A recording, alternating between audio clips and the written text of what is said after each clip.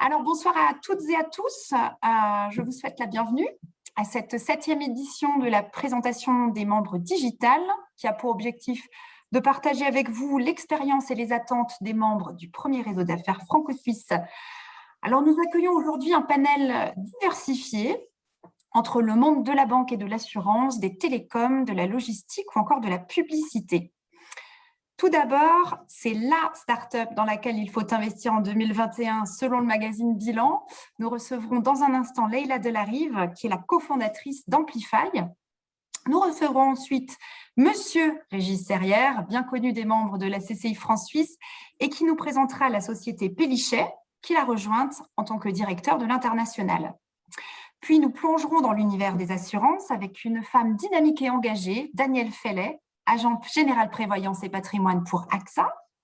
Nous avons l'honneur d'avoir avec nous Monsieur Franck Ponin, CEO de la Société Générale Private Banking Suisse. Et enfin, c'est Monsieur Gilles Grandjean, le directeur des ventes de Swisscom, qui nous parlera de leur projet de développement. Bienvenue à tous nos intervenants du jour et merci d'avoir répondu présent à notre invitation, même si nous ne sommes pas à Genève autour d'un cocktail. Mais vous me direz qu'avec ce temps, on est presque mieux chez nous derrière nos écrans, n'est-ce pas ? Alors, avant de vous laisser la parole, chers intervenants, voici quelques précisions en termes d'organisation. Donc, cette première heure sera consacrée à la présentation des 5 entreprises, puis nous enchaînerons avec une série de questions-réponses. Alors, j'invite tous les participants à poser leurs questions dans la partie conversée et je me chargerai ensuite de les poser aux intervenants. Ensuite, vous serez dirigé dans différentes salles de discussion. Il suffira d'accepter la petite notification. Et là, vous pourrez échanger dans des petits groupes et poser vos questions à un ou deux des intervenants. Nous nous retrouverons enfin à nouveau en plénum pour une rapide conclusion. Et je vous précise également que toute cette session est enregistrée, alors uniquement la partie en plénum, et qu'elle sera diffusée en replay sur nos canaux. Afin d'éviter les bruits parasites, j'invite également tous les participants qui ne sont pas intervenants à couper leur caméra et leur micro pour ne pas gêner nos intervenants. Et je vous encourage, si vous le souhaitez, à renommer votre profil avec votre prénom, le nom et éventuellement le nom de votre société, ce qui nous facilite aussi la répartition dans les groupes de discussion. C'est maintenant le temps de laisser la place à Leïla Delarive qui va nous présenter Amplify. C'est à vous, Leïla. Merci beaucoup. Bonsoir à toutes et à tous. Alors, je suis ravie de vous retrouver ici par écran interposé et j'espère prochainement dans la vraie vie, comme on dit. Mais quelque part, la vraie vie, ça devient ces écrans, hein, on s'y habitue. Donc, moi, je suis l'une des cofondatrices de Amplify et également la CEO. Amplify, comme l'a dit Émilie, c'est une start-up qui est basée à Lausanne et dont le but est de démocratiser l'accès à la publicité digitale. Alors, on peut commencer déjà la présentation. Émilie, je crois que c'est vous qui passez les slides. Voilà. Pour nous, on ne parle plus de publicité. La publicité, c'est fini. On parle d'amplification. Donc, nous sommes une équipe. On est aujourd'hui 10 personnes au sein d'Amplify. On a commencé en 2018 le projet Amplify avec lorsqu'on est dans une start-up, on essaye, on teste, on itère et puis on choisit le chemin le plus sûr. En ce qui nous concerne, avec Amplify, la plateforme avait été imaginée d'abord dans un but quelque part idéal. On voulait permettre aux messages qui avaient un fort impact sur la société positif d'être entendus.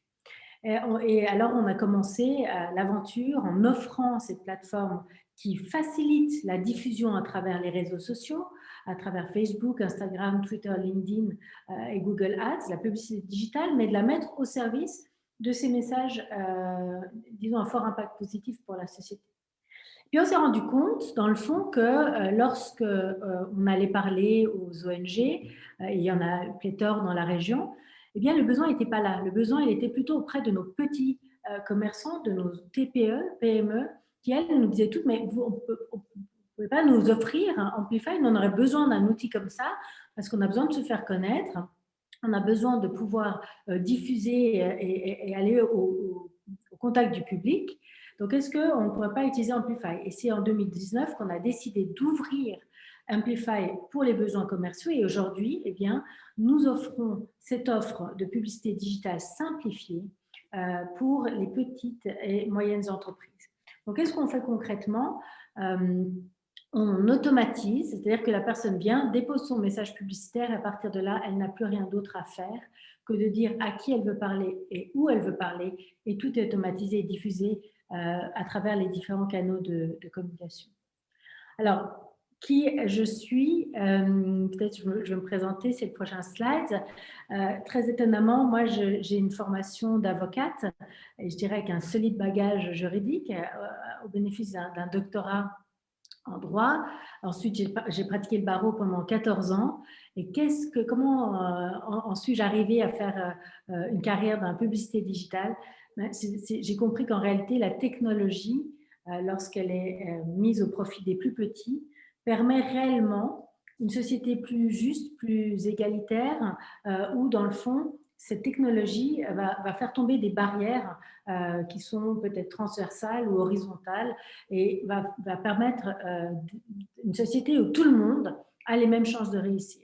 Et moi, en tant qu'avocate, eh bien, j'ai été le porte-voix des voix qu'on n'entend pas. Et aujourd'hui, avec Amplify, c'est une suite logique. Je permets à ces acteurs économiques qui représentent vraiment le cœur de notre économie de bénéficier de la même force de frappe que les toutes grandes enseignes, les grands Coca-Cola, les Nike, et enfin, tous ces grands acteurs économiques. Et donc, j'ai fait cette formation d'avocate, enfin, j'ai pratiqué le barreau et puis j'ai bifurqué en 2014, d'abord dans le monde des médias, et puis ensuite comme CEO d'Amplify. Et puis, à côté de ça, je fais juste une parenthèse, mais ce n'est pas l'objet de la présentation aujourd'hui, c'est que j'ai fondé l'Empowerment Foundation, dont le but est précisément de donner le pouvoir aux individus face à la technologie. On vit à l'ère de l'intelligence artificielle, du big data, enfin de tous ces termes qu'on entend à tort et à travers. Et l'idée, c'est de garder notre souveraineté en tant qu'individu pour que la technologie soit à notre service et non pas vienne nous asservir. Donc voilà un peu pour moi-même, pour mon parcours. Donc l'entreprise, aujourd'hui, on a 600 utilisateurs actifs sur la plateforme, on a plus de 2000 personnes qui sont inscrites et on a testé, on a validé le produit sur la Suisse romande. Et on prépare, ça c'est vraiment un grand enjeu pour nous, la Suisse allemande pour l'automne prochain. Et c'est Ingvar Kamprad qui disait que si on réussit en Suisse, eh bien on peut réussir partout dans le monde. Le marché suisse est complexe, il est difficile. Et puis on a vraiment quand même quelque part un gap culturel. Mais là, on a fait le pas, on est allé déjà de l'autre côté de la Sarine. Et on est très heureux de faire entrer aussi dans le capital d'Amplify des acteurs stratégiques du côté de la Suisse allemande, ce qui nous ouvre et facilite la voie pour aller de l'autre côté. L'objectif d'Amplify, c'est d'avoir d'ici 2 ans 66 000 utilisateurs. C'est ambitieux, mais ce n'est pas si ambitieux que ça. Quand on regarde la taille du marché, il y a plus de 400 000 petites entreprises, ne serait-ce qu'en Suisse. Au niveau mondial, il y en a 321 millions, donc c'est un terrain de jeu immense. Après, il faut segmenter, il faut bien s'adresser au bon public. Et donc là, en fait, on est dans un modèle SaaS, c'est-à-dire qu'on offre plutôt un modèle d'abonnement. Les gens peuvent souscrire à nos services et ensuite bénéficier de la plateforme et de tout ce qu'elle offre comme environnement, puisqu'on offre en fait une expérience 360 degrés de la création de la campagne publicitaire, de sa diffusion, de la conversion jusqu'au reporting. Et ensuite, les prochaines étapes pour Amplify, c'est de faire un pont au niveau technologique avec un institut universitaire pour commencer à développer notre stratégie d'intelligence artificielle. Comme j'ai dit, c'est un mot qui est, à mon sens, utilisé un peu à tort et à travers. Pour faire de l'intelligence artificielle, il faut des données. Et je pense qu'on est encore très tôt au niveau de ce que cette technologie nous offre aujourd'hui. On est en phase de déception de cette technologie, donc il faut y aller, à mon avis, step by step. Donc voilà où on en est. Et puis, qu'est-ce que j'attends sur la prochaine slide? Qu'est-ce qu'Amplify attend de cette adhésion à la Chambre de commerce franco-suisse? Eh bien, c'est D'abord, je pense qu'aujourd'hui, à l'heure du digital, on a besoin d'un réel réseau physique où on peut se voir, échanger, donc un réseau de qualité.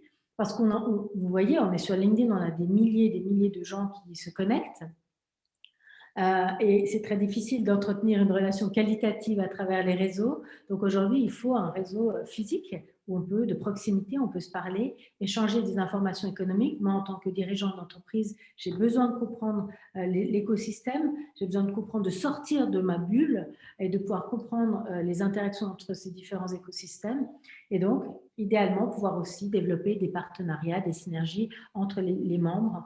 Donc, je serais très heureuse dans la suite de nos échanges, de pouvoir examiner tout ça avec vous. Voilà. J'espère que j'ai respecté mon temps. Je n'ai pas entendu d'alarme. Si, elle a sonné, mais vous ne l'avez pas entendu, mais ce n'est pas grave. Vous avez été parfaite niveau timing, donc bravo. Et un petit message pour vous, Leïla. Moi, je vous attends en Suisse alémanique, à Bâle et à Zurich. Il y a plein de choses qu'on peut faire ensemble, donc je serais ravie de vous y accueillir. Ben, merci, avec plaisir. Merci beaucoup, Leïla, pour votre présentation. Le prochain intervenant, j'ai presque envie de dire, je ne vous le présente plus, mais je vais vous le présenter quand même. Il s'agit de Régis Serrière, à qui je vais donner maintenant la parole pour nous parler de ses nouvelles aventures dans la maison Pélichet. C'est à toi. Merci, Émilie. Bonsoir à tous. Effectivement, j'ai la chance d'être, comme le dit si bien l'équipe de la Chambre de commerce, un des ambassadeurs de la Chambre, en étant présent et en faisant passer l'expertise de mes connaissances métiers aux membres. Et effectivement, depuis janvier de cette année, un nouveau projet, une nouvelle aventure a démarré sur Genève avec la société Pélichet. Pélichet, c'est une société de déménagement et son core business s'étend au-delà du déménagement, mais je vais y revenir. Dans ma partie personnelle, je suis un Alsacien qui est arrivé en Suisse depuis pas mal d'années, qui a la chance d'être un amoureux de la Suisse à travers ses activités professionnelles, mais également ses activités extra-professionnelles. J'ai la chance d'être passé par différentes sociétés en France, en Allemagne et en Suisse dans le monde de la logistique et du transport international, ce qui fait que cette expérience-là, je l'ai mis en avant pour les membres de la Chambre. Et derrière, les différentes passions, hormis de mettre en avant effectivement l'Alsace, je suis moniteur de ski dans le canton de Vaud et amoureux des voyages et bien sûr au plus proche de ma famille. Pierre-Marie, merci. Donc, la société Pélichet, c'est une société suisse qui a 130 ans cette année, donc de 1891. Et comme je le disais tout à l'heure, on est dans un core business qui est le déménagement classique, privé, comme on peut le connaître, le déménagement au national ou à l'international, les transferts de bureaux, les transferts de sites industriels en version classique et en version manutention lourde, les transferts de véhicules d'un point à l'autre de la planète, une possibilité de garde-meubles ici sur Vernier avec plus de 450 containers pour garder les marchandises à la fois en logistique ou en version des expatriés. Un modèle de relocation, c'est-à-dire qu'on trouve au départ ou à l'arrivée pour nos clients et partenaires des solutions d'implantation, c'est-à-dire un lieu d'habitation, une école pour les enfants. Et une grosse partie de métier qui est l'archivage, un archivage physique qui se rapproche d'un de mes anciens métiers, donc la logistique, mais un métier de l'archivage numérique, du fait aujourd'hui de la digitalisation, que ce soit de la digitalisation 2D, la digitalisation 3D, mais également tout ce qui est patrimonial pour garder l'histoire. Je disais que Pélichet, c'est une belle société de 130 ans, mais elle fait partie d'un groupe, d'une holding qui s'appelle Mobilitas, et on est présent dans plus de 100 pays, avec 205 implantations aujourd'hui en propre. Pour ramener ça au core business, on est à un déménagement dans le monde toutes les 3 minutes avec le groupe. On a une histoire qui est tenue donc depuis 1891, mais avec on le voit sur quelques-unes des photos, avec des moments forts. On a été au début de l'ONU. C'est pour ça que l'ONU et toutes les organisations internationales, les 44 organisations internationales qu'on a aujourd'hui sur Genève, plus les missions permanentes, sont un pôle de clients, de partenaires avec qui on est au plus proche. Pierre-Marie ? Aujourd'hui, les projets de développement de Pélichet se tiennent sur une partie déjà d'implantation. On continue sur de la croissance externe, mais on profite également sur des implantations fortes. Il n'y a pas de secret. La semaine dernière, on vient d'ouvrir dans le canton de Vaud. On est sur Orbe. Et je rebondis un peu sur ce que disait Leïla tout à l'heure. Les implantations suisses alémaniques, pour nous, arriveront normalement fin d'année sur Bâle et sur Zurich, et au mieux ou au maximum début de l'année prochaine. Dans la partie projet de développement, on est dans un projet de Customer Solution. Comme vous avez vu, on a une palette de vente qui est assez étendue, et c'est de rentrer par la porte de l'archivage, d'arriver par le déménagement, d'arriver par la manutention lourde. C'est d'être en fin de compte un faiseur de solutions pour nos clients. Et le troisième point, pour moi, qui a toujours été à travers les différentes autres sociétés et étant pris dans ce projet avec une vraie envie, c'est de construire, mais de construire des équipes et d'augmenter l'ensemble des équipes présentes aujourd'hui sur le modèle suisse, voire sur un statut, je dirais, de pays voisins.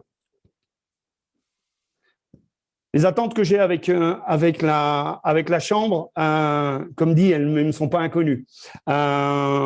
Aujourd'hui, l'augmentation du nombre de membres fait que on vient toujours à apprendre quelque chose du nouveau, et on est dans l'idée de passer et d'ouvrir ce réseautage. Alors effectivement, on est sur un réseautage digital aujourd'hui. Heureusement, malheureusement, je ne sais pas, mais on continue le réseautage. Le travail que fait la Chambre aujourd'hui porte pour qu'on soit au plus proche l'un de l'autre et qu'on puisse, comme je l'ai sur la photo suivante, partager chacun son expertise. L'expertise, que ce soit à travers les intervenants d'aujourd'hui, mais l'expertise des membres qui sont déjà aujourd'hui dans la Chambre. Et l'attente et ce que je vais dire à titre d'expérience, c'est que pas simplement au moment où vous avez payé votre cotisation à de membre, que ça y est, tout est fait à la Chambre. Il faut en être acteur. Que ce soit acteur en titre de présence quand on sera tous en présentiel, que ce soit à titre des webinars et autres. Et je vais prendre un exemple que vous avez sur cette photo-là. On reconnaît le skipper Yvan Bourgnon. Et moi, je l'ai rencontré en 2014 grâce à la Chambre. Il était au trophée à Montreux. Il venait de finir son défi du Sud. Et puis, on a échangé. Et en fin de compte, par les biais des solutions de la logistique que j'avais à ce moment-là, j'ai pu être un de ces acteurs-là et être l'acteur logistique d'Yvan Bourgnon pour lui emmener son catamaran quand il a fait le défi du Nord, pour l'emmener jusqu'en Alaska, lui fasse l'avancée jusqu'au Groenland et de le faire le retour du Groenland sur l'Europe. D'autres acteurs sont présents, on voit la direction de chez Decathlon, la direction de chez Renault, on voit des gens de l'institutionnel dessus. Ce que je veux juste dire, c'est que cet effet de réseautage et cet effet de solution que propose la Chambre, il faut être, nous, en tant que, je dirais, entrepreneurs, en être acteurs. Je suis à votre disposition pour toute question, pour toute solution. Je vous remercie. Quel talent, Régis. L'alarme n'a même pas eu le temps de sonner. Merci, Émilie. Un grand merci à toi de nous avoir fait partager ton expérience à la fois de logisticien et puis aussi de membre et d'ambassadeur de la Chambre. C'est un grand plaisir de t'avoir parmi nous. J'aimerais maintenant passer la parole à Daniel Fellet, qui va nous parler du groupe AXA en Suisse. C'est à vous, Daniel. Merci beaucoup. Bonjour à tous. Alors, bien sûr, je suis ravie d'être là ce soir, même si j'aurais préféré vous voir en physique avec un bon verre de vin blanc, valaisan de préférence à la main. Ce n'est que partie remise. Donc, je vais vous présenter AXA. Même là, je vais presque vous faire une injure de vous expliquer ce qu'est AXA, ce que fait AXA. Je pense que tout le monde le sait. Quelques petits clins d'œil tout de même par rapport à l'histoire. Donc, AXA vient de la Winterthur Assurance, qui est l'une des plus anciennes assurances suisses, qui a été fondée en 1875. Donc, très suisse alémanique, d'accord. Ensuite, Winterthur a fusionné avec Crédit Suisse, et j'étais du côté de Crédit Suisse. C'est un mariage qui n'a pas du tout fonctionné parce que la banque assurance, autant elle fonctionne bien en France, autant en Suisse, c'est toujours un désastre. Il n'y a aucune assurance qui a pu fusionner qu'une banque avec succès. Donc, ce mariage forcé est très turbulent, j'ai vraiment vécu, a pris fin en 2006 parce que l'AXA a racheté la Winterthur auprès du Crédit Suisse. AXA a gardé le nom Winterthur pendant 10 ans. pour faire plaisir aux Suisses alémaniques, donc, et a continué ses affaires sous le nom d'AXA Winterthur. Et puis, en 2020, AXA a éjecté le nom de Winterthur. Les Suisses allemands étaient très tristes. Nous, en Suisse romande, très ravis parce que AXA, pour nous, on est très proche des Français, donc on est AXA depuis 2020. Vous voyez quelques chiffres dans le monde. En Suisse, il faut savoir que AXA a 2 millions de clients, il y a 4 500 collaborateurs, que 40% des entreprises en Suisse sont assurées chez AXA, donc c'est une grosse part de marché. Et puis, si on reste Genève, ce qui nous intéresse, 130 collaborateurs, très forts en prévoyance professionnelle. Nous proposons 91 ou 91 produits financiers de protection, d'accord. Et puis, c'est vrai que ce mariage, je dois dire, ce nouveau mariage AXA Winterthur est intéressant parce que ça lie les moyens colossaux du multinational avec le digital. Du reste, on est en train de mettre un partenariat en route avec Microsoft. Donc, ça lie les moyens du multinational avec le côté très Swiss-made du Winterthur. Donc, c'est vrai que le moyen, le finish est relativement sympathique. Voilà. Quant à mon parcours personnel, ce n'est pas ce qui est le plus intéressant, mais c'est vrai que j'ai un parcours un peu atypique parce que j'ai fait un petit peu à l'envers des gens. Ça veut dire que j'ai dû stopper mes études très jeune au décès de mes parents pour gagner ma vie. Et puis, j'ai fait mes brevets fédéraux, mes formations par la suite, donc toujours dans la finance, dans la banque, entre le diplôme fédéral d'expert en finance et en investissement, des brevets en planification financière. J'ai fait un petit saut à la New York University. Et tout ceci m'a donné un parcours avec 3 bullet points. Quand je vois ça, je me dis, je suis encore relativement fidèle, effectivement. Donc, le Crédit Suisse, la Baloise, AXA. S'il y a avoir une sorte de constante dans mon parcours, il y a 3 constantes. Tout d'abord, c'est les défis. J'aime les défis. Et Dieu sait si j'en ai eu. Entre les différents cracks boursiers, j'ai vécu 8 restructurations de mammouths comme Crédit Suisse, comme Baloise ou comme AXA. Donc, Dieu sait si c'est difficile. Et puis, un défi, une constante qui va faire sourire peut-être Émilie et puis Leila, c'est que j'ai toujours été partout dans un monde d'hommes, donc la seule femme. Et il y a beaucoup de photos où on voit une foule d'hommes en costard cravate noir et puis une tache rouge au milieu, c'était moi. Mais je vis très, très bien. Et maintenant, donc, j'ai fait banque assurance avec la Baloise Banque. Et maintenant, vraiment un virage définitif auprès de l'assurance et un retour dans la vraie vie avec l'Agence générale de Genève. Ce qui est intéressant, ce qui est vraiment une sorte de changement de culture, parce que là, je vois des vrais gens avec des vrais problèmes, du caissier à la Migros, au chef d'entreprise, ce qui me change radicalement par rapport à ce que je faisais au Crédit Suisse quand je gérais des gens qui avaient 50 millions et plus. Voilà. Les projets en développement. Alors, c'est vrai que je pense que ce Covid nous a rendus quand même humbles. Donc, j'ai une chance et une difficulté en même temps, c'est d'appartenir à AXA, qui est un grand groupe, bien sûr, mais d'être indépendante. Donc, bien sûr, je suis les grandes lignes d'AXA, mais je peux aussi gérer mon agence genevoise en fonction du marché, de comment je ressens les gens. Et j'ai sorti le baromètre du préoccupation des Suisses, qui est fait régulièrement par l'Office fédéral de la statistique et par le Crédit Suisse. Et il se trouve, depuis 15 mois, les Suisses sont très préoccupés par, bien sûr, le Covid, la prévoyance et la santé. Pour l'instant, exit l'environnement et le chômage, ils vont certainement revenir. Donc, maintenant, nous avons calqué nos projets par rapport aux préoccupations de nos clients, des gens qui sont proches de nous, parce que sans nos clients, nous ne sommes rien, d'accord?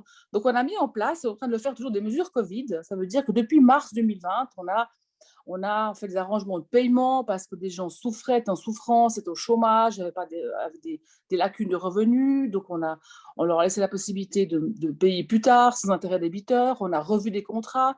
Alors qu'en général, un contrat d'assurance reste fixé pour une durée limitée.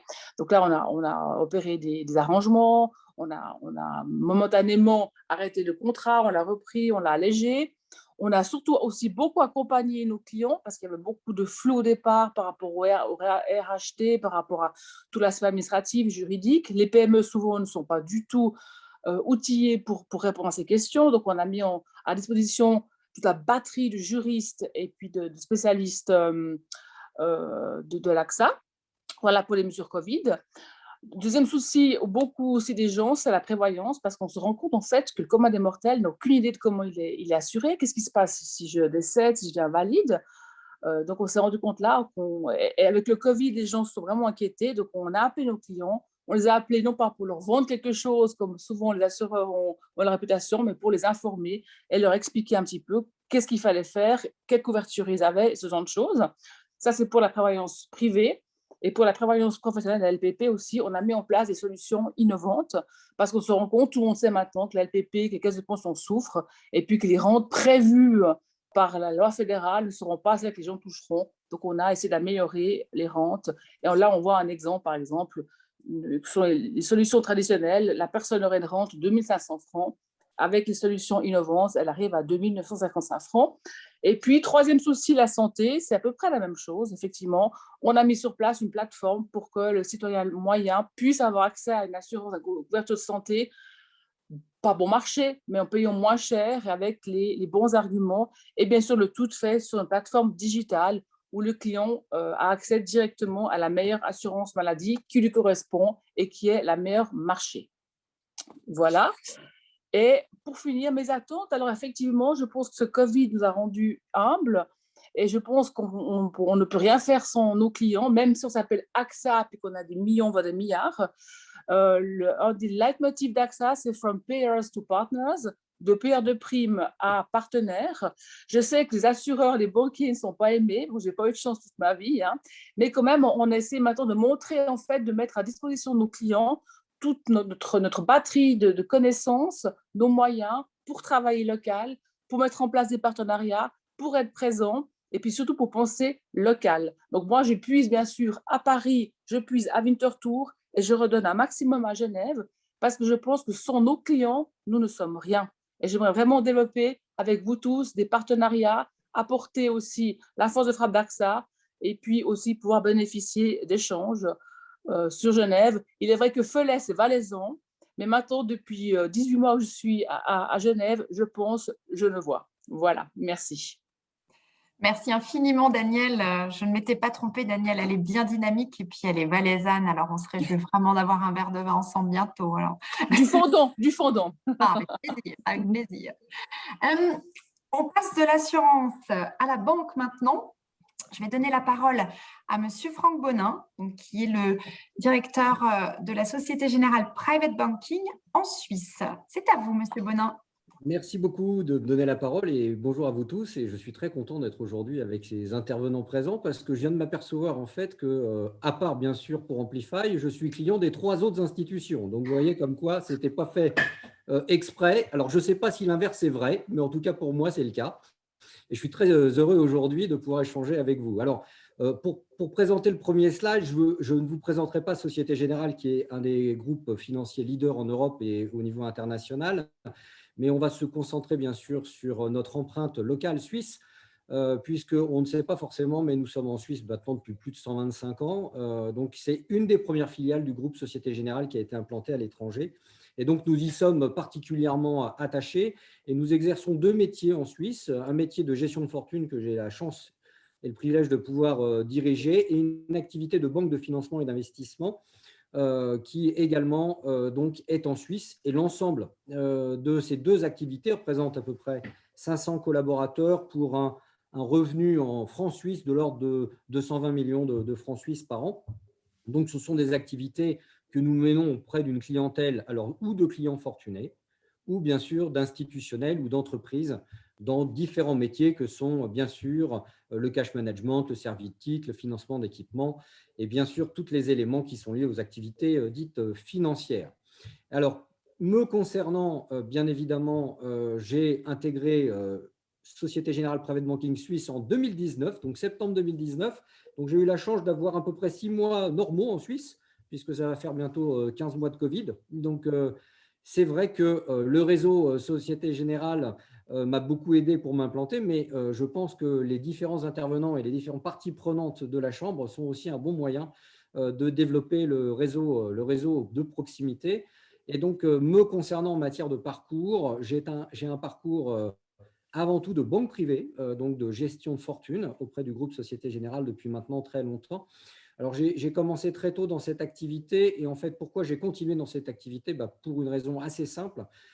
C'est une des activités qui permet d'accompagner de manière longue et durable les clients en relation avec la banque puisque nous gérons bien sûr des familles d'entrepreneurs, mais pas seulement, mais nous les gérons sur plusieurs générations. Et souvent, le rôle qu'on peut jouer en la matière est d'un rôle d'accompagnement et de conseil à travers les générations. Et cette fidélité réciproque, cette confiance que l'on a entre l'établissement bancaire et les clients est un élément qui a été majeur pour moi dans la construction de ma carrière personnelle et professionnelle, et de fidélité et de confiance, car comme disait Mme Fellet, c'est vrai que quand je regarde, j'ai été aussi assez fidèle dans mon parcours, puisque j'ai fait une très grande partie de ma carrière dans le groupe Société Générale. Au préalable, je faisais de l'immobilier, mais globalement, majoritairement au sein du groupe Société Générale. Alors, si je passe sur le slide suivant, sur bien évidemment nos projets de développement. Alors, comme je vous disais, Société Générale, groupe international, 500 personnes en Suisse. Donc, le groupe Société Générale, c'est la bonne façon d'allier l'expertise du groupe et la proximité locale que nous avons développée au niveau de la Suisse, aussi bien à Genève qu'à Zurich, puisque ce sont les deux plateformes où nous sommes présents. Mais ce dispositif que nous avons en Suisse, et notamment pour la partie Société Générale Private Banking, c'est un dispositif qui s'intègre dans un dispositif européen qui relie Monaco, Luxembourg et la Suisse pour accompagner une clientèle fortunée, alors soit résident des différentes plateformes que je viens de mentionner, soit pour une clientèle internationale ou des marchés émergents ou européens qui souhaitent gérer leurs actifs en Suisse. Et comme vous le savez, la place suisse, par sa sécurité financière, sa stabilité géopolitique, mais également par son expertise, a un pouvoir d'attraction sur les grandes fortunes internationales très fort. Pour vous donner un simple chiffre, 30% des actifs offshore du monde sont gérés en Suisse. Et donc, ça vous redonne un petit peu, je dirais, l'importance, puisque c'est le marché leader au niveau mondial sur l'activité de gestion de fortune. Donc, nous servons tous ces clients et nous accompagnons tous ces clients à travers le monde. Alors, bien sûr, nous avons la volonté de nous développer, puisque nous sommes déjà en Amérique du Sud, à Montevideo. Nous sommes en train de réfléchir pour nous implanter auprès de Dubaï, dans le Middle East, puisque c'est une clientèle très active. Et donc, nous avons toujours cette volonté de développer notre activité à partir de la Suisse pour accompagner au mieux nos clients internationaux. Mais au niveau local, nous avons la volonté aussi de développer notre empreinte locale auprès d'une clientèle résidente, donc une résidence suisse, quelle qu'il soit, et donc qu'elle soit d'origine internationale ou qui sont de nationaux suisses au niveau de la gestion de leurs actifs. Alors, notre positionnement, c'est une banque d'expertise avec une proximité locale très portée sur le digital, et nous avons donc annoncé il y a peu de temps un partenariat avec un groupe qui s'appelle Ascor, dans lequel nous avons décidé de déléguer une partie de nos opérations afin de pouvoir progresser au niveau de l'accompagnement digital. Mais Société Générale en Suisse, c'est aussi dans la droite ligne de la logique du groupe, et donc avec une culture forte d'entreprise responsable.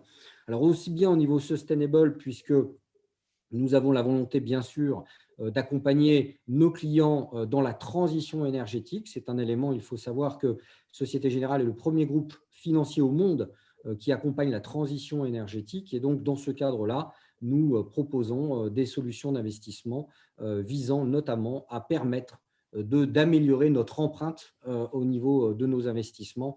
Et ça, c'est quelque chose qui nous tient particulièrement à cœur. Mais être une entreprise responsable, c'est aussi et surtout vis-à-vis de ses collaborateurs, en ayant des axes très forts sur la diversité.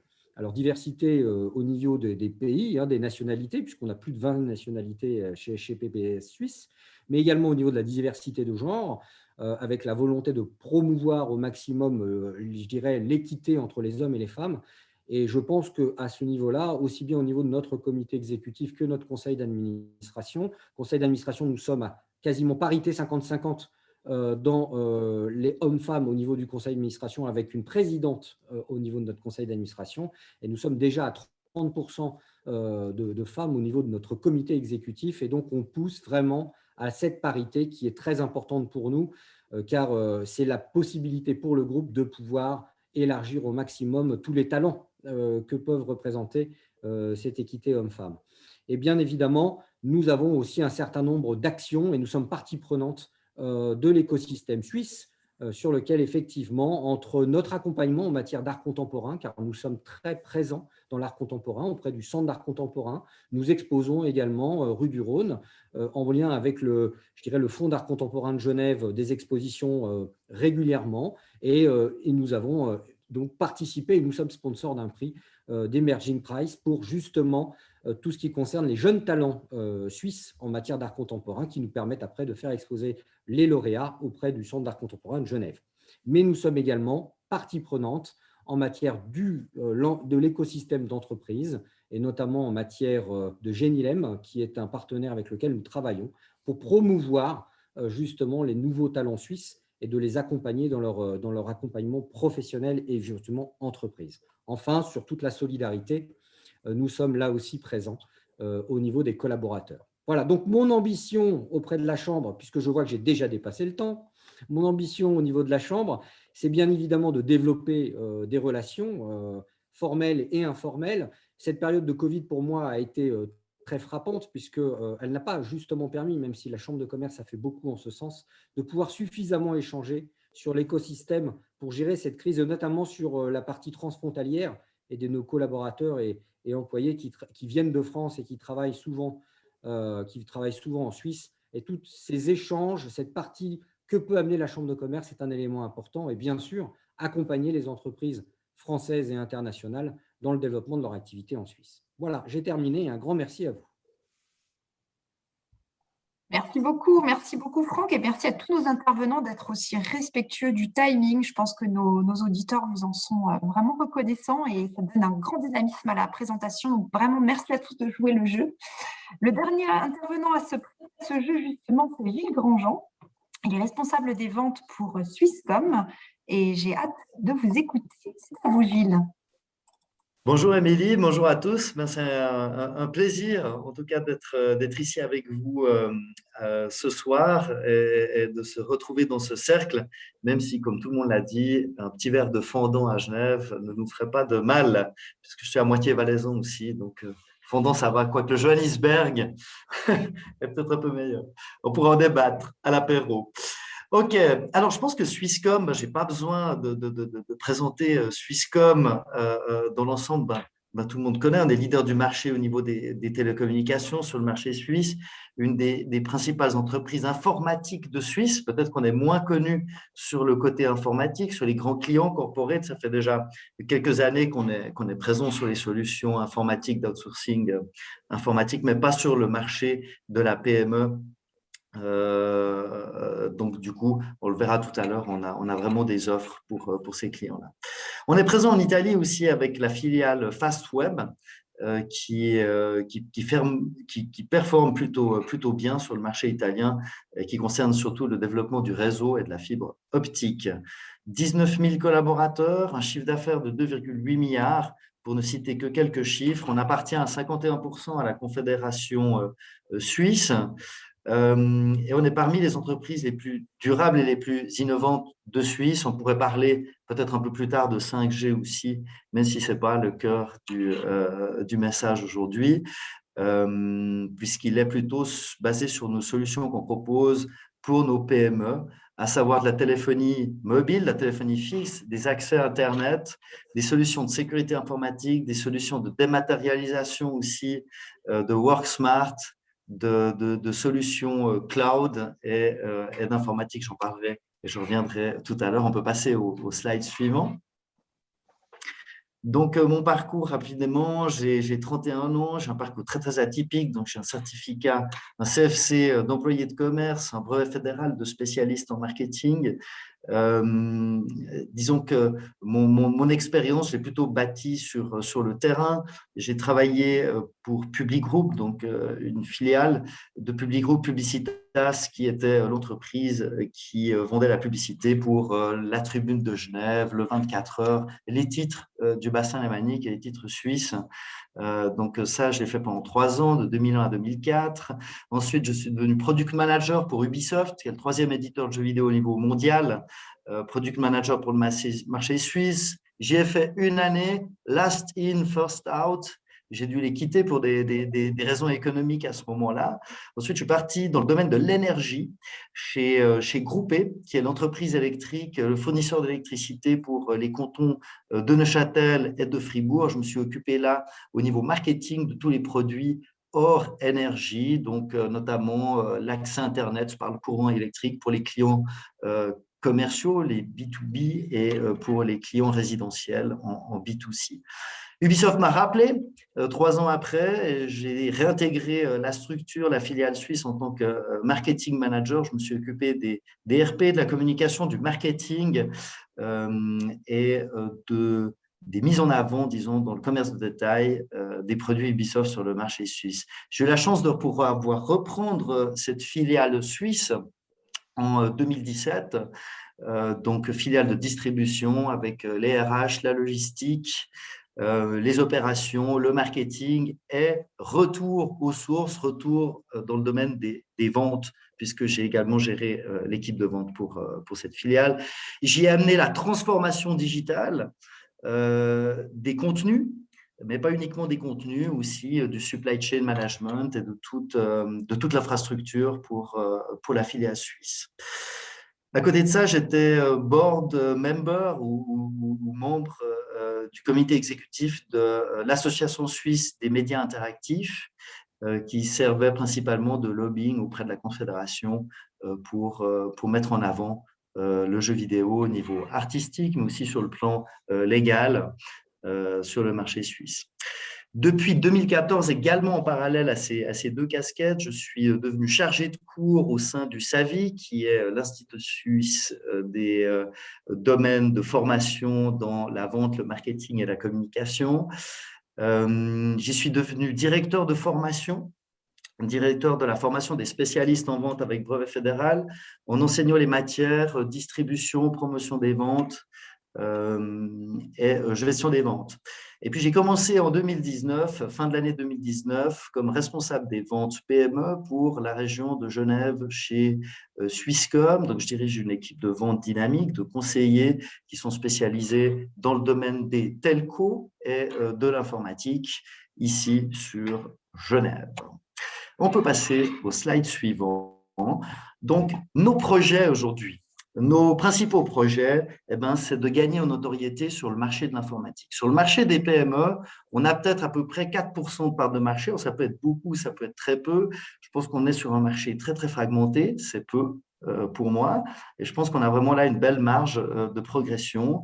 Et au niveau de la notoriété également, puisque, comme je le disais tout à l'heure, au niveau des grandes entreprises, on a des solutions depuis quelques années déjà sur la sécurité informatique, sur la transformation digitale, sur le cloud, sur des solutions, disons, de machines virtuelles. Et on s'est dit chez Swisscom qu'on pourrait proposer finalement ces solutions pour le marché des PME, des solutions standardisées, mais quand même qui répondent à des besoins spécifiques. On se retrouve dans le secteur de l'industrie, dans le secteur de la finance, dans le secteur du commerce de détail. En fait, pour tous les secteurs, disons qu'on peut amener des solutions. 80% des PME en Suisse n'exploitent plus leur technologie de l'information et de la communication exclusivement elles-mêmes. Ça veut dire qu'il y a vraiment aujourd'hui ce besoin d'outsourcer, de transmettre à un tiers, une entreprise tiers, son informatique. Ce qu'on se rend compte aujourd'hui très clairement sur le marché, c'est que vous avez beaucoup de PME qui payent extrêmement cher des services informatiques avec des petits, disons, partenaires locaux qui facturent énormément. Et il y a beaucoup de possibilités d'optimisation. Et ce qu'on avait vu avec le Covid aussi, c'est qu'on a beaucoup de clients qui se sont fait hacker parce que la cybercriminalité a augmenté depuis le début de l'année 2020. Et souvent, les clients nous contactent quand c'est déjà un petit peu trop tard, quand le mal est déjà fait. Donc, c'est plus facile d'anticiper que d'arriver comme un pompier sur le lieu de l'accident pour essayer de réparer ce qui est encore réparable. Alors, notre mission, je dirais, elle est vraiment de communiquer, qu'on a des solutions fiables. Swisscom subit à peu près 40 000 attaques par jour, cyberattaques. Donc, on a quand même des pare-feux, des boucliers autour de nos 14 data centers en Suisse qui sont extrêmement performants et qu'on peut mettre à disposition de nos clients entreprises.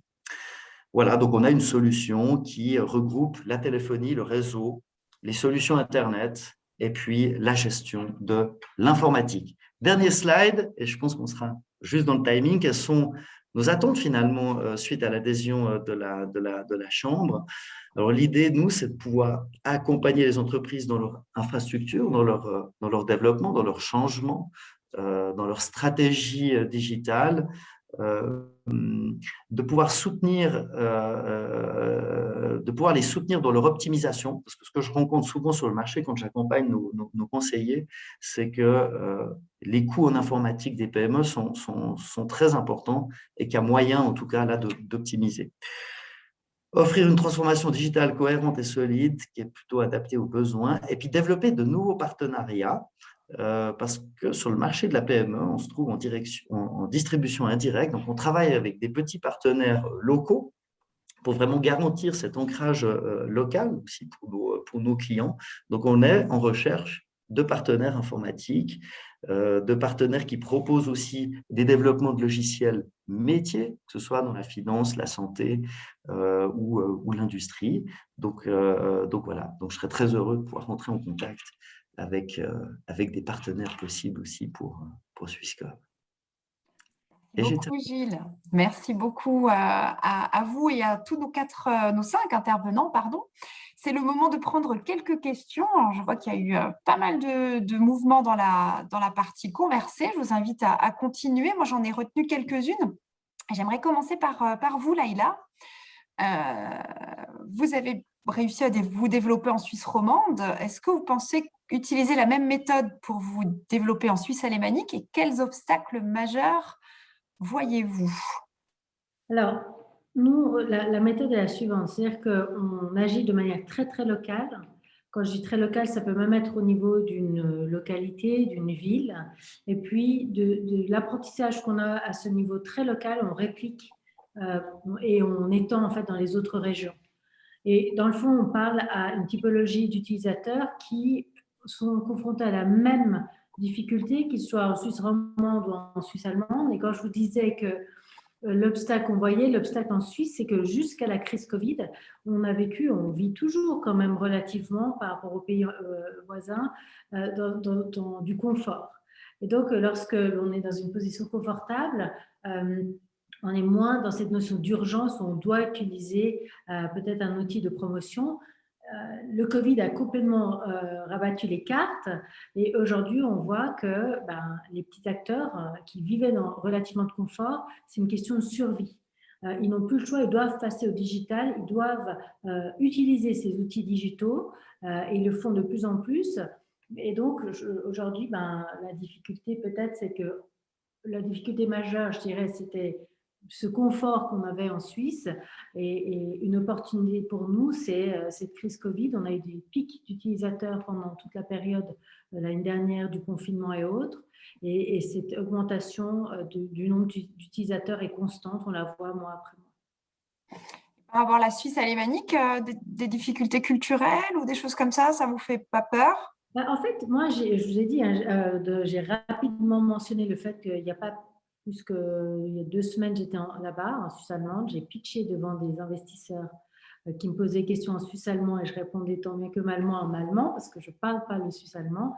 Et je pense que lorsqu'on fait l'effort d'aller de l'autre côté, et je crois que Émilie, vous êtes bien placée pour le dire, non, je pense qu'il y a bien évidemment un obstacle linguistique, mais au-delà de ça, je pense qu'on est quand même dans un pays où on a des liens, même si on ne se comprend pas toujours, on a des liens qui nous unissent d'une région à l'autre, on a envie de travailler ensemble, de collaborer ensemble. C'est comme ça que je l'ai ressenti et je suis très heureuse d'accueillir ces investisseurs stratégiques qui vont nous aider à aller et peut-être surmonter ce petit gap culturel. Bien, écoutez, c'est tout le mal qu'on vous souhaite, Leïla, merci beaucoup. J'ai maintenant quelques questions pour Régis. Régis, Oui. est-ce que tu peux nous donner les avantages d'un archivage délocalisé? Je vais profiter d'un des bons exemples qu'on a avec la situation du Covid.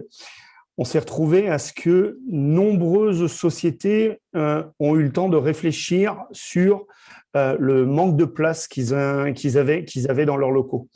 Le premier réflexe, c'est de dire on a des archives qui doivent être gardées pendant 10 ans et il est plus judicieux d'utiliser cette place-là pour nos collaborateurs, pour nos commerciaux, pour nos équipes, voire même étendre les bureaux pour avoir plus de place, pour avoir une situation de travail plus safe Covid, je dirais ça comme ça, et d'avoir au prix du mètre carré genevois, par exemple, d'avoir des solutions en externe et de pouvoir stocker. Nous, on a un dépôt ici de 1800 mètres carrés pour toute cette partie logistique. C'est une première étape dans cette réflexion-là pendant cette période Covid. Mais les clients, les partenaires et les entrepreneurs ont eu également cette idée de réflexion de se dire mais on a terminé le temps du papier. On passe sur une approche qui est une approche digitale. Et là, nous, on leur numérise l'ensemble de leurs documents, de leurs archives, et dans le même système que comme on faisait avant, c'est-à-dire d'aller chercher le box ou d'aller chercher la facture qui date des 8 dernières années et autres, d'avoir à travers un serveur, le client vient cliquer et vient chercher automatiquement sa version numérisée de ce document-là qui a été archivé chez nous.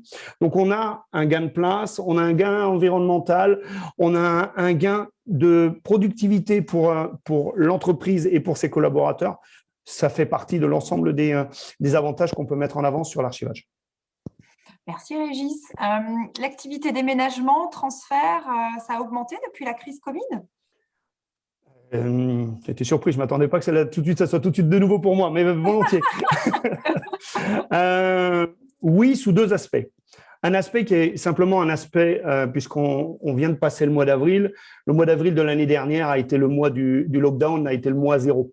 Donc, indirectement, on a déjà une augmentation si on veut faire un year to day. De nouveau, dans la même idée, on parle là je parlais de l'archivage, mais je vais parler des transferts de bureaux et des déménagements en eux-mêmes. Même si les déménagements des expatriés se sont un peu réduit puisque les sociétés ont demandé à leurs collaborateurs qui étaient peut-être en fin d'expat de la 3e année de dire on va rester encore une année ou on va faire peut-être du moyen long, si je peux appeler ça comme ça. Sur la partie transfert de bureau, il y a eu le temps de la réflexion. Et le temps de la réflexion amène on va dire à ce Covid plus 1, si je peux l'appeler comme ça, avoir ces idées de se dire mais on peut réadapter nos bureaux. On a une partie, bien sûr, qui est une partie télétravail, mais on peut se dire qu'on a eu le temps, l'ensemble des RH, l'ensemble des CEO et des équipes de direction ont eu le temps de la réflexion de se dire mais on va amener un renouveau. Et ce renouveau-là, il va être pour le bien de nos collaborateurs, que ce soit en espace, que ce soit en agencement de places de travail. Et pour nous, ça a été la continuité du maillon de la chaîne où on a eu effectivement des demandes fortes entre des gens qui sont venus sur des surfaces qui étaient moindres, mais qui ont demandé à aller sur d'autres espaces qui étaient plus forts en mètres carrés. Donc oui, on a un effet de vase communicant, je dirais peut-être un petit peu de baisse sur les déménagements des expats, mais on a un archivage qui monte, on a de la manutention lourde qui monte, on a des transferts de bureaux qui montent, et indirectement, on a toujours le transfert des privés qui est toujours bien présent. Merci beaucoup Régis. Je vais me tourner vers Daniel maintenant. Daniel, on se posait la question dans le chat. Est-ce que dans la situation actuelle, vous observez une tendance des clients à retirer le capital passé en prévoyance? Donc, j'imagine, Émilie, que vous parlez en termes de LPP, caisse de pension. Oui, absolument. Alors, effectivement, il y a deux tendances. Il y a, une fois plus, la vie est injuste. On peut faire comme on veut. Les personnes qui ont beaucoup d'argent, donc qui ont soit des revenus immobiliers ou qui se sont fait de jolies fortunes, ont plutôt tendance à retirer le capital parce que fiscalement, pour eux, c'est plus intéressant de le retirer. Ils payent l'impôt une fois en one shot et après, ils gèrent leur fortune comme ils veulent. Ça, c'est clair et net que les gros revenus et les gens qui ont eu des belles professions retirent le capital, alors que les personnes plutôt à revenus plus faibles, eux, gardent leur rente parce qu'ils ne savent pas comment gérer, ils ne connaissent pas les marchés financiers, ils ont peur de se faire avoir par des courtiers ou je ne sais quoi, et ça les rassure d'avoir une rente comme ça, annuelle de X milliers de francs, même si elle est petite. Donc, il y a une séparation entre les personnes aisées et puis les moins aisées, clairement. Et continuons sur l'avenir des caisses de pension, parce que des fois, on lit quand même des articles très alarmistes. Est-ce qu'elles ont un avenir? Est-ce que ces gens qui les gardent font bien de les garder? Qu'est-ce que vous en pensez? Je pense qu'on n'a pas le choix. Alors ça, je vais vous dire, la caisse de pension, c'est un gros problème. La prévoyance en général est problématique parce que déjà, le Suisse moyen ne sait pas comment il est assuré. Moi, je vois beaucoup de clients, j'étais voir à Genève, de l'avocat, où on a des gens qui sont instruits, éduqués, des personnes moins. Personne ne sait ce qui lui arrive, ce qu'il aura à la retraite, ce qui touche s'il est invalide, s'il a une maladie, s'il a un accident. Ils n'ont aucune idée. C'est un postulat de départ. Les caisses de pension, elles sont incontournables puisque le deuxième pilier est obligatoire. Mais par contre, effectivement, elles sont face à un énorme problème parce que la LPP qui est rentrée en vigueur en 1984 était basée sur un paradigme qui est plus ou même aujourd'hui. Les gens deviennent plus vieux maintenant. Il n'y a plus de rentabilité du monde obligataire. Les caisses de pension doivent investir beaucoup en obligations en sécurité. Il y a beaucoup moins d'actifs. Donc, ce qui veut dire maintenant, elles doivent garantir un taux de conversion de 6,8%, ce qui veut dire que si elles ne réagissent pas maintenant, elles ne trouvent pas des solutions innovantes, elles vont se trouver en sous-couverture parce qu'elles doivent d'un côté verser des rentes à des gens qui viennent de plus en plus vieux, d'accord, 85, 90 ans, d'accord. Les rentrées se font beaucoup moins. Elles doivent garantir un minimum de 1%, donc c'est un taux donné par la Confédération, donc ce qui veut dire qu'il y aura un déséquilibre au niveau de leur bilan, et puis elles vont se trouver en sous-couverture. Donc effectivement maintenant, elles doivent absolument se réinventer ou la loi doit changer. Je rappelle juste que le Conseil fédéral a essayé à plusieurs reprises de faire la réforme Prévoyance 2020. Il y en a une nouvelle qui vient là, elle n'a pas passé, mais je pense qu'il faut se prendre en main et je pense que les chefs d'entreprise doivent absolument chercher la meilleure solution et bien regarder l'état financier de sa caisse de pension. C'est très, très important. Merci beaucoup, Daniel, pour ces éclaircissements. Je me tourne vers Franck Bonin. Franck, moi, j'ai été très intriguée par ce Women's Talent Network que vous avez lancé et j'aurais voulu vous demander si c'était global au niveau du groupe ou si vous avez ressenti un besoin plus particulier en Suisse. Non, alors il y a des initiatives, merci, il y a des initiatives au niveau du groupe pour l'égalité hommes-femmes et des programmes qui ont été mis en place dans l'ensemble des entités du groupe, mais la particularité que nous avons développée en Suisse pour essayer de coller au maximum à notre marché local, c'est l'émergence de talents. C'est-à-dire que notre Women Talent Network est justement pour l'émergence de talents. On s'est aperçu de quoi en Suisse? On s'est aperçu que globalement, on avait une égalité homme-femme sur les premiers postes. Et dès qu'on était en fait sur des postes de strates managériales plus importantes, alors c'est avant tout peut-être lié aussi à la possibilité en Suisse, parce qu'on sait que avoir cette double casquette en Suisse pour une femme, ce n'est pas forcément toujours évident. Eh bien, en fait, de travailler et de pouvoir élever ses enfants. Moi, je vois une grande différence aujourd'hui entre la France et la Suisse, ne serait-ce que par rapport au coût, ne serait-ce que par rapport à l'accompagnement. Il faut reconnaître qu'en Suisse, ce n'est pas toujours évident de pouvoir mener de front ces deux carrières, on va dire, quasiment, professionnelles et personnelles. Et donc, au final, eh bien, on avait vu dans notre pyramide de managériale un décalage, vraiment un creux. Et donc, en fait, on a créé en Suisse ce networking et cet accompagnement talent pour faire des parcours d'accélération, c'est-à-dire d'aller beaucoup plus vite dans la prise de responsabilité et de passer des étapes plus rapides, de telle façon à ce que on puisse rattraper ces écarts. Donc, c'est vraiment une particularité suisse qu'on a mis en place pour faire des parcours d'accompagnement en matière de talent qui réduisent le plus possible les étapes intermédiaires et permettent à ce moment-là de les identifier, de les accompagner de manière très importante et de leur donner beaucoup plus de chances en matière d'accès à des postes à responsabilité. Et je vais peut-être choquer quelques personnes dans l'Assemblée, mais je m'aperçois qu'en fait, moi, je suis de plus en plus quelque part pour une décision un petit peu arbitraire, voire même de quota, pour une raison qui est très simple, c'est qu'on s'aperçoit que malheureusement, on reproduit toujours les schémas auxquels on est habitué. Et si on ne fait pas des parcours d'accélération, eh bien souvent, ça ne se produit pas. Donc, c'est vraiment une volonté qu'on a de rééquilibrer très fortement parce qu'en Suisse, on était un peu en retard. Et donc, c'est vraiment une volonté des ressources humaines et de la direction de la banque de faire des parcours en accéléré. Merci beaucoup. Parlons maintenant des différents challenges qui s'accumulent pour les banques actuellement, contraintes réglementaires, cybersécurité, fintech, demande accrue des clients, placement de la fortune dans des business qui sont plus verts. comment vous adressez ces challenges et comment vous voyez l'évolution de ces différents facteurs? Déjà, tout ce que vous avez mentionné, c'est très passionnant. C'est-à-dire que ça nous positionne aujourd'hui comme un acteur majeur de la transformation, j'ai envie de dire, la transformation économique des différents pays. Et je pense que la crise du Covid, par exemple, a remis un peu les banques dans le bon sens. C'est-à-dire, elle a démontré que les banques étaient un vrai partenaire dans le cadre des entreprises pour les accompagner à traverser la crise. Nous, on a vu que, par exemple, on a beaucoup accompagné en matière de prêts participatifs ou d'accompagnement, et que le rôle de la banque d'accompagnement de l'économie réelle était vraiment un élément déterminant. Il a aussi un autre rôle passionnant à jouer dans le cœur de l'économie, c'est bien sûr la transition énergétique.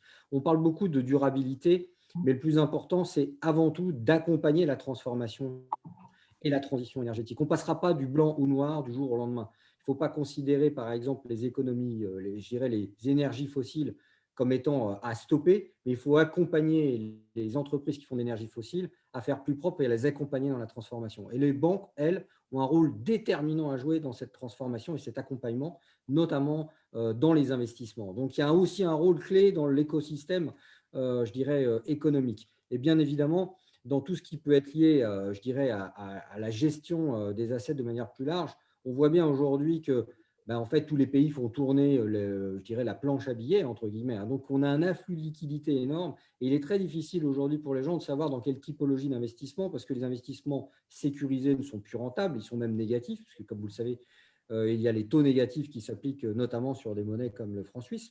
Et donc, en fait, il est très difficile pour les investisseurs de bien choisir entre rendement et sécurité. Et donc, le rôle d'une banque, c'est justement d'aider dans ce choix. Et on voit émerger beaucoup de nouvelles classes d'actifs. On pourrait parler longuement des crypto-assets et autres. Et donc, il faut avant tout prendre un peu de recul et puis regarder de manière un peu plus globale comment accompagner dans les meilleures conditions qui soient. Et puis, tout ce qui est réglementation, ça fait partie intégrante du rôle d'un banquier de faire en sorte qu'on accompagne la réglementation souhaitée par les pays afin d'assurer une plus grande transparence, une plus grande sécurité pour l'ensemble, je dirais, des personnes qui travaillent avec les banques, aussi bien les entreprises que les particuliers. Vous parliez de cybersécurité, par exemple. C'est un vrai danger aujourd'hui. Les banques sont très en avance dans un certain nombre de cas sur la cybersécurité pour des raisons qui sont assez évidentes. Et donc, on a un rôle aussi pédagogique à jouer pour l'accompagnement en matière de cybersécurité. Et puis, en matière de transparence, je pense aujourd'hui que le monde est devenu de plus en plus transparent et c'est très sain qu'il soit devenu très transparent parce que ça permet justement de recentrer aussi le rôle des banques dans l'accompagnement des dirigeants d'entreprise, des entrepreneurs et bien sûr de l'ensemble de la population. Donc, ce ne sont que des challenges passionnants et qui permettent à la banque de reprendre un rôle vraiment dans l'économie réelle qui est très important. Merci beaucoup, Franck.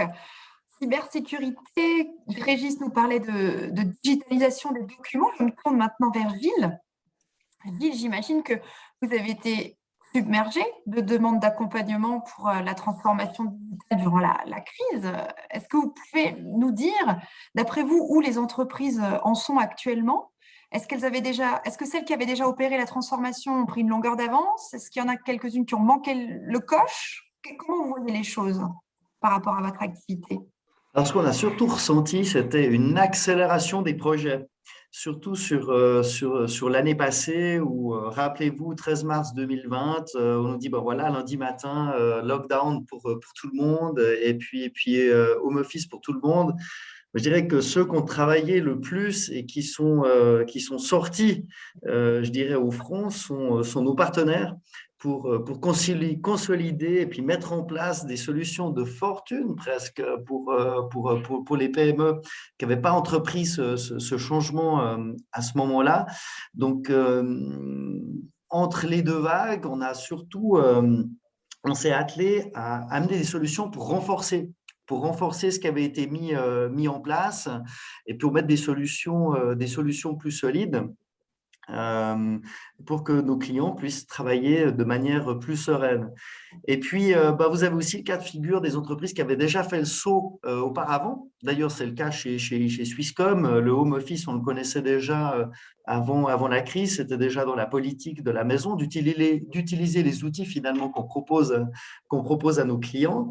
Donc, en termes de gestion, de management, de gestion d'équipe, ça nous a pas trop changé la vie. Mais effectivement, on s'est vraiment rendu compte qu'il fallait renforcer ce qui avait été mis en place.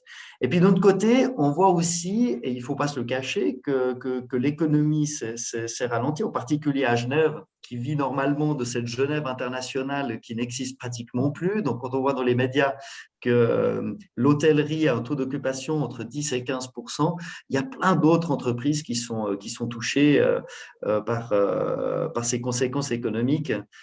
Comme typiquement, je cite un exemple, une entreprise de taxi qui nous a dit, ben voilà, je dois changer mon serveur, je me suis fait attaquer, mais aujourd'hui, ce n'est pas le moment de parler d'investissement, de parler de changement, parce que depuis début de l'année 2020, je suis à moins 40% d'exploitation.